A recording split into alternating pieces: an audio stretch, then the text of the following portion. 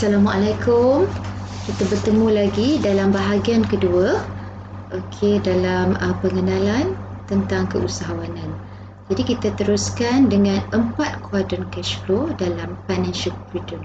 Jadi cash flow kuadran ni sebenarnya telah dipopularkan atau diasaskan oleh Robert Kiyosaki, iaitu seorang billionaire yang terkenal di Amerika Syarikat. Jadi dalam 4 kuadran ni kita boleh tengok, iaitu dia ada E, S, B dan I.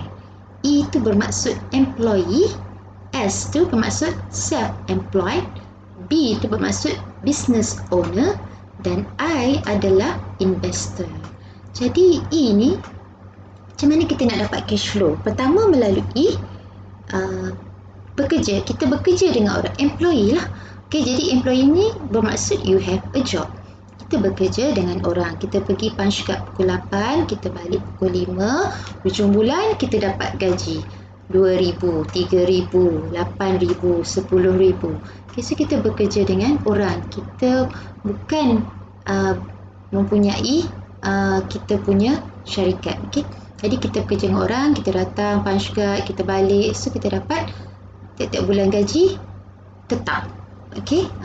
Kalau malas pun dapat gaji, kalau rajin pun dapat gaji. Jadi ini employee lah, kita bekerja dengan orang. Kalau malas kena buang kerja lah. Jadi yang seterusnya kita pergi kepada level yang seterusnya, iaitu self-employed. Self-employed ni bermaksud you own a job. Tadi you have a job. Ni you own a job. Bermaksud awak dah ada, kita dah ada bekerja, kita bekerja sendiri, kita punya contoh perniagaan sendiri ke. Jadi kita buka kita punya perniagaan. Jadi bermaksud kita bebas, independent. Itu maksud self-employed. Kita bekerja ikut suka kita. Kita nak kerja 4 jam ke, kita nak bekerja 8 jam ke, kita nak kerja 12 jam ke, kita yang susun kita punya timetable. Jadi itu maksudnya self-employed. Kemudian kita pergi untuk dapatkan cash flow, kita ada lagi satu kuadran yang lebih tinggi maqam dia, iaitu kita namakan business owner. Business owner ni bermaksud dia level di atas sikit daripada self-employed. Jadi dia dah, kita katakan you own a system. Jadi leverage dia lebih kurang 95% wealth, kekayaan. Jadi people bekerja dengan awak, bermaksud orang bekerja dengan kita juga pula. Tadi yang pertama employee, kita bekerja dengan orang. Kemudian kita bekerja dengan diri kita sendiri, bermaksud self-employed. Itu maksud kita kuli, kita toki. Kita tak ada pekerja. Kita kerja siang malam, tapi kita bebas lah. Kalau kita rajin, kita dapat banyak. Kalau malas, kita dapat sikit. Bila business owner ni dia maqam di atas sikit, jadi kita dah mula hire pekerja. Jadi di sini orang bekerja dengan kita, bekerja untuk kita, dengan kita untuk menghasilkan duit. Maksudnya kekayaan lah. Itu level yang ketiga. Kemudian level yang keempat, level keempat ni maqam paling atas sekali lah kita kata. Jadi dia seolah-olah duit bekerja dengan kita. Tadi manusia bekerja dengan kita, ni duit bekerja dengan kita. Investor, kita namakan sebagai investor. You own an investment. Jadi yang pertama kita bekerja dengan orang, employee. Kemudian kita bekerja dengan diri sendiri, iaitu self-employed. Yang ketiga, business owner. Orang bekerja dengan kita. Maqam yang ketiga. Maqam yang keempat ni kita boleh kata adalah duit bekerja dengan kita. Itu level je lah. Jadi kita akan boleh katakan seperti you make money while you sleep. Itu maksud investor. Jadi kita tidur pun duit duk kerja dalam account, dia beranak-beranak. Itu maksudnya investor. Jadi kita ada 4 level macam mana kita nak dapatkan cash flow. Itu bergantung pada diri masing-masing lah.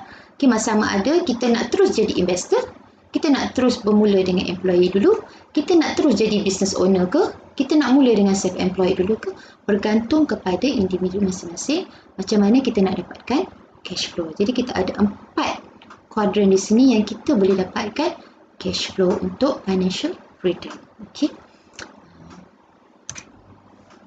Jadi kita pergi kepada slide yang seterusnya. Okey, ini yang kita nak bincangkan sedikit lebih spesifik. Okey, jadi macam saya kata tadi, employee kuadran yang pertama ni, okey, maksudnya kita bekerja dengan orang. Jadi bekerja dengan orang ni dia lebih terikat, masanya terikat. Okey, semua aktiviti dia terikat dengan organisasi tersebut. Rule dia kita kena follow rule organisasi, waktu bekerja. Okey, semua kita kena follow organisasi yang kita bekerja. Okey, jadi kita kena follow apa yang diarahkan oleh organisasi kita. Okey, kalau dia suruh kerja 3 shift, kena kerja 3 shift lah. Kalau dia kata kerja pukul 8 sampai pukul 5 petang, 8 sampai 5 petang. Kalau dia kata 8 sampai 2 petang, 8 sampai 2 petang. Okey, jadi kalau dia kata kalau overtime dapat kita dapat OT, kita dapat bonus. Kalau kita dapat lebihan gaji daripada overtime, so ada overtime, kita also dapat. Okay. Jadi bergantung kepada pengurusan organisasi itu di mana kita bekerja. Jadi kita tertakluk kepada organisasi yang kita bekerja. Tetapi tiap-tiap bulan dah confirm dah. Okay. Kalau malas main kerja ke, malas kerja pun dia dapat gaji juga. Okay. Ini employee. Okay. Kalau malas sangat memang majikan buang kita daripada kerja. Okay. Jadi nak bekerja dengan orang, kita tak boleh malas lah. Okay. Sebab sumber yang kita dapat tu kita kena jaga. Okey, haram halal dia. Okey, jangan curi tulang. Okey, kena tahulah. Okey, kena tahu haram halal bila kita bekerja dengan orang. Okey, masa tu kena jaga. Okey, penting. Okey, jangan mencuri tulang. Jadi yang seterusnya kita pergi kepada self-employed. Self-employed ni maksudnya kita bekerja dengan diri kita sendiri. Kita set up business, kita buat business, kita kerja sendiri. Kita tak ada hire mana-mana pekerja. Maksudnya kita kuli, kita lah bos. Okay? So kita bebas nak bekerja sampai 3-4 pagi ke, kita nak bekerja sampai 1 tengah hari ke. Okay? Jadi bebas. Okay? Kita yang buat decision, kita yang buat segala-galanya, kita yang susun atur, kita yang uruskan kita punya perniagaan tu. Jadi ini antara salah satu cabang macam mana nak dapatkan cash flow. Okay. Jadi kita boleh katakan can never stop working lah. Sentiasa kerja dan terus kerja. Kemudian pergi kepada level yang ketiga, makam yang atas sikit, iaitu business owner. Bila dah jadi business owner, okey, kita dah mula hire pekerja, kita dah ada satu sistem. Kita own kita punya business, kita punya sistem, kita dah form, bentuk satu model, format business kita dah cantik, ada mission, vision, objektif. Kemudian kita ada pula pembahagian tugas. Okey, kita kata work distribution, task. Okey, jadi accountant, kita perlu hire accountant, kita perlu hire engineer. Okey, so kita dah format business kita dah cantik. So kita namakan ni business owner. Kita dah katakan di level ini iaitu orang bekerja dengan kita untuk kita janakan pendapatan. Okey, jadi kat sini daripada segi masa kita lebih banyak masa compare to self-employed tadi. Dia masa dia agak pack. Kalau business owner dia masa dia mungkin ada ruang lebih sikit daripada self-employed tadi. Sebab orang bekerja dengan kita dulu kita lah accountant, kita lah engineer, kita segala-galanya masa self-employed. Kalau business owner ni kita dah hire accountant kita sendiri, kita ada kerani kita sendiri, kita ada bahagian admin kita sendiri yang menguruskan human resources dan sebagainya. Jadi di sini berlaku satu proses pembentukan bisnes organisasi yang lebih besar. Okey, jadi di sini kita namakan orang bekerja dengan kita. Okey, jadi masa untuk dapatkan kekayaan ataupun cash flow ni adalah lebih besar. Okey. Kemudian kita pergi ke level ataupun maqam yang tinggi sekali, iaitu sebagai investor. Investor yang macam saya kata tadi, duit bekerja dengan kita pula. Bermaksud kita tak pakai orang, kita dah sebagai pelabur. Okey, pelabur, kita invest dalam sesuatu stock. Okey, jadi kita boleh katakan you make money while you sleep. Okey, kita tidur pun duit kita bekerja dalam akaun tu. Okey, dia multiplier lah. Okey, dia beranak. Okey, jadi kat sini dia lebih banyak masa Okey, banyak masa untuk dia dengan family dan sebagainya. Ini level yang tinggi. So nak jadi kat sini dia perlu banyak lagi peringkat-peringkat knowledge yang dia kena kuasai. Okey, itu adalah 4 kuadran dalam cash flow for financial freedom. Okey. Jadi yang seterusnya kita nak tengok, okey, tanggungjawab seorang usahawan. Okey, jadi tanggungjawab seorang usahawan ni adalah pertama kepada pelanggan-pelanggan dia. Okey, kedua kepada community, ketiga kepada pembekal dan seterusnya kepada pekerja-pekerjanya, kemudian kepada pesaing-pesaingnya dan terakhir kepada negara. Jadi kepada pelanggan yang pertama, apakah kita katakan tanggungjawab usahawan ni kepada pelanggan? Yang pertama, seorang usahawan ataupun seorang entrepreneur ni perlulah dapatkan feedback daripada pelanggan-pelanggannya tentang produk-produk ataupun servis yang telah diberi. Okey, kemudian dia perlu monitor komplain daripada pelanggan untuk dia memperbaiki lagi servis produk perkhidmatan yang diberikan. Dan juga menyediakan produk ataupun servis yang berkualiti yang memenuhi kehendak pelanggan. Jadi dia perlu sentiasa update apakah masalah-masalah dia, komplain pelanggan untuk dia menjadi lebih baik. Yang seterusnya, kepada sumbangan ataupun tanggungjawab kepada society ataupun community ni. Jadi usahawan ni perlulah create ataupun produce produk untuk menyelesaikan masalah masyarakat. Macam saya bagi contoh tadi pada dalam video yang pertama, penghasilan produk frozen food. Kenapa produk frozen food sekarang mula berleluasa pada zaman sekarang? Pertama untuk kita boleh ekspor. Yang kedua untuk menyelesaikan masalah wanita yang bekerja. Contohnya lah. Jadi banyak lagi masalah-masalah lain yang kita perlu selesaikan. Macam mana smartphone sekarang terhasil disebabkan oleh teknologi yang memerlukan semua teknologi di hujung jari. Jadi sebab tu smartphone mula dicipta untuk menyelesaikan masalah. Jadi dalam smartphone semua ada, kamera ada, semua di hujung jari dengan hanya satu gadget. Jadi kepada society ni juga, seorang usahawan tu haruslah boleh mencipta produk-produk yang kreatif, yang inovatif untuk kegunaan masyarakat. Sebab tu kalau kita lihat penghasilan produk-produk teknologi ni dia akan pergi lebih jauh. Dia akan lebih jauh daripada produk-produk yang kurang teknologi. Kalau kita tengok pun stok-stok seperti saham-saham Apple, Microsoft, kalau kita tengok dia lonjakan, dia graf dia adalah kita katakan sebagai menaik. Jadi ini adalah antara permintaan, maksudnya kehendak masyarakat zaman sekarang. Jadi zaman sekarang perlukan produk-produk dalam kategori robot dan sebagainya bagi menyelesaikan masalah untuk mempercepatkan proses. Jadi itu semua adalah penghasilan produk yang kita katakan menyelesaikan masalah masyarakat ataupun masalah syarikat-syarikat lain. Kemudian memenuhi kehendak pelanggan. Kita kena hasilkan produk-produk yang memenuhi kehendak pelanggan. Kalau boleh benda yang baru, orang tak cipta lagi, kita yang pioneer hasilkan produk tersebut.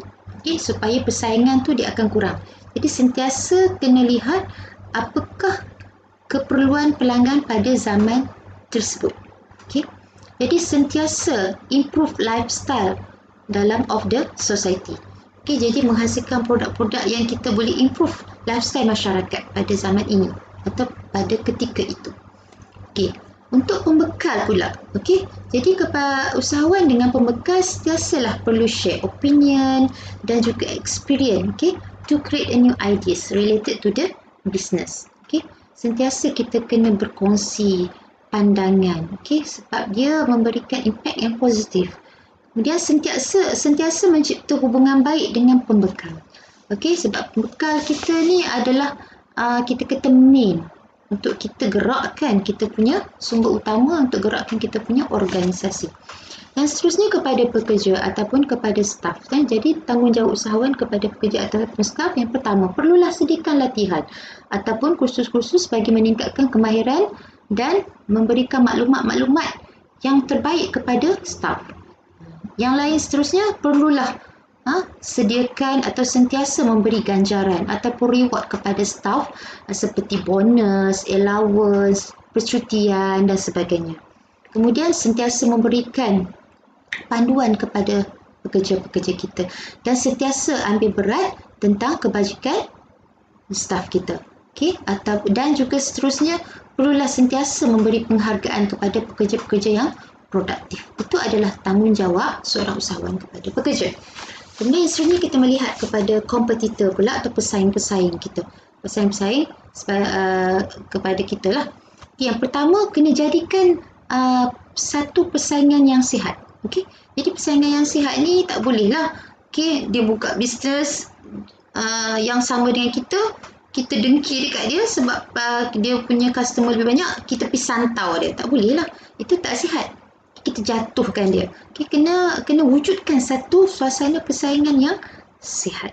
Okey, berkongsi idea dengan kita punya pesaing untuk menghasilkan best product lagi. Okey, yang boleh dijual kepada masyarakat. Okay, jadi kena berkongsi idea dengan kita punya kompetitor. Kita jangan bersaing secara tidak sihat. Okay? Jadi kemudian kita kena cooperate ataupun work together. Bekerja bersama-sama untuk menghasilkan produk yang lebih berkualiti yang boleh memberi manfaat kepada kita punya masyarakat dan negara. Yang seterusnya, sumbangan atau tanggungjawab seorang usahawan kepada negara itu ataupun kepada country. Yang pertama, seorang usahawan ni sebenarnya dia secara tak langsung dia boleh mencipta peluang pekerjaan kepada negara. Okey, kita cipta peluang pekerjaan kepada negara. Jadi mengurangkan kadar pengangguran dalam negara. Kemudian kita kurangkan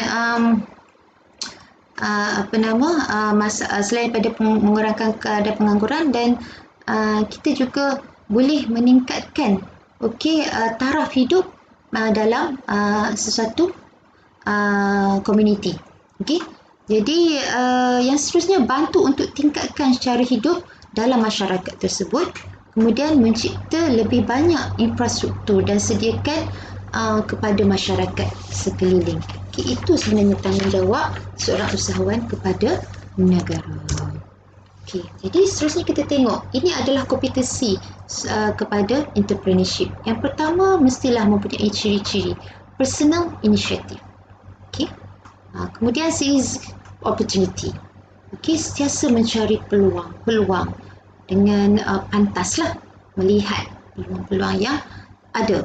Kemudian endurance, ketahanan. Kemudian dia mesti mempunyai ciri-ciri information seekers. Kemudian mestilah seorang yang mempunyai ciri high work quality. Bekerja dengan penuh berkualiti, bukan kerja ala-balai. Ini maksudnya ciri seorang usahawan. Mempunyai komitmen yang tinggi. Mempunyai kuasa dan authority.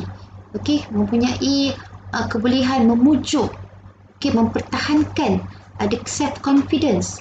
Kemudian efisien dalam pentadbiran organisasi dia. Kemudian mestilah ada systematic planning, dan creative problem solving. Semua ciri-ciri ini perlu ada dalam seorang usahawan. Jadi kita perlu bentuk sikap ni. Jadi sebab tu nak jadi usahawan, dia mestilah mempunyai vision dia dulu, mencipta vision dia. Dia ada systematic planning. Kemudian dia buat mission dia, apa yang dia nak capai. Kemudian objektif ni pencapaian jangka masa pendek. Dia punya goal dia. Jadi ini seorang ciri usahawan. Dia mempunyai planning yang cantik. Dia dah systematic, kita kata systematic, efficient. Kemudian dia boleh menyelesaikan masalah secara kreatif. Jadi semua ciri ni perlu ada dalam jiwa seorang ataupun dalam diri seorang usahawan. Seterusnya ini penutup. Sebagai penutup, seperti kata Henry Ford, Whether you think you can or that you can't, you are usually right. Okay. Seterusnya, kalau kita tengok apa yang dikatakan oleh Thomas Edison, dia kata, I have not failed, I have just found 10,000 ways that won't work. Ini ciri-ciri semangat yang kita kena ada. Walaupun dia gagal 10,000 kali, dia tak kata dia gagal, tetapi dia telah menjumpai 10 cara, okey, macam mana nak menghasilkan lampu. Okey, sampai sekarang kita gunakan lampu. Okey, jadi sekian dulu daripada saya. Okey, kita jumpa lagi pada video-video yang seterusnya. Assalamualaikum daripada saya, Ayuzi. Sekian.